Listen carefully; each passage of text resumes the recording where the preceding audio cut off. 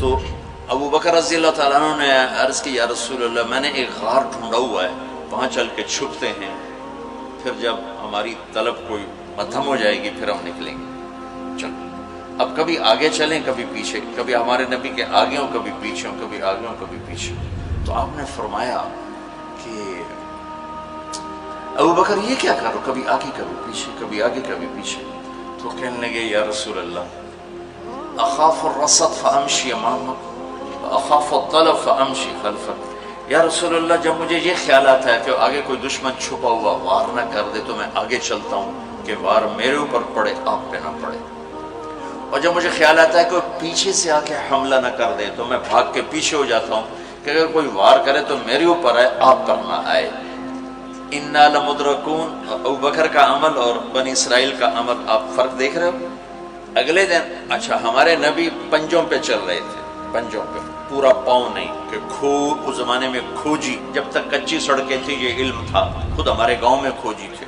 گاؤں میں کھوجی تھے، کچی سڑکوں پہ پاؤں کے نشان پر چلتے چلتے سینکڑوں میل چلے جاتے تھے۔ ہمارے دادا کے اونٹ چوری ہوئے ڈیرہ غازی خان، چوری ہونا کوئی بڑی بات نہیں تھی، بےزتی سمجھی جاتی تھی اس زمانے میں، فلانے سردار دی چوری ہو گئی،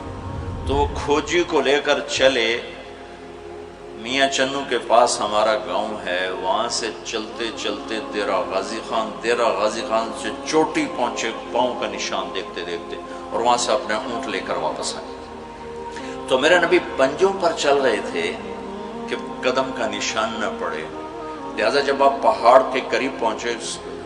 وہ یوں سیدھا پہاڑ ہے بالکل خارس اور ایسے،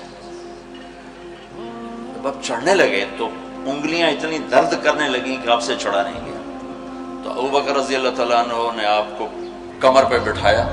اور کمر پہ بٹھا کے اس پہاڑ کو اوپر لے کر کے، کبھی اللہ آپ کو لے جائے تو آپ دیکھنا کتنا وہ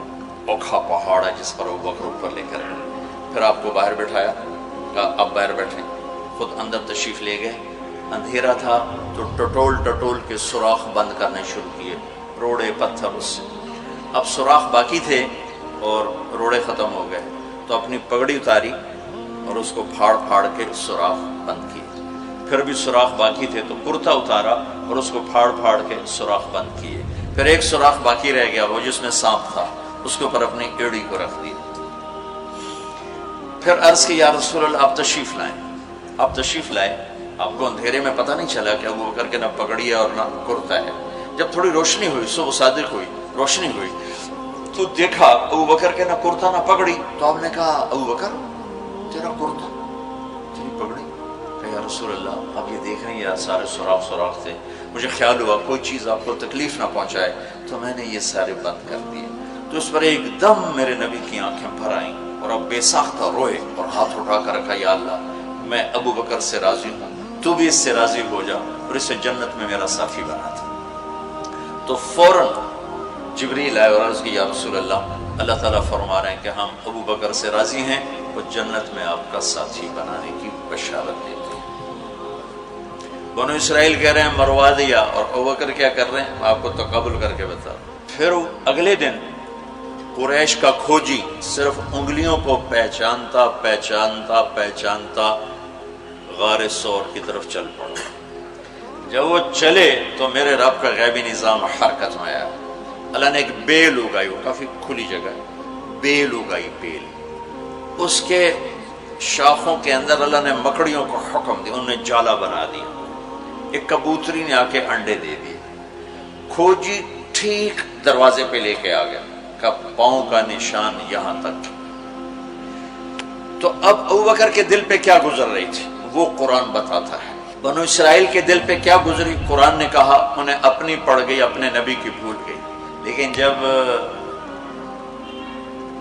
یہاں دشمن سر پہ پہنچا ہے تو ابو بکر کے دل پر کیا گزری اس کو قرآن بتاتا ہے، اذ یقول لصاحبہ لا تحزن ان اللہ معنا، جب ہمارے نبی نے اپنے ساتھی ابو بکر سے کہا غم نہ کر اللہ ہمارے ساتھ ہے، غم نہ کر اللہ ہمارے ساتھ ہے۔ یہ غم کا لفظ ہے، خوف کا لفظ نہیں، کہ ڈر نہیں، اللہ ہمارے ساتھ ہے۔ اگر قرآن کہتا لا تخف، ڈرو نہیں، اللہ ہمارے ساتھ ہے. تو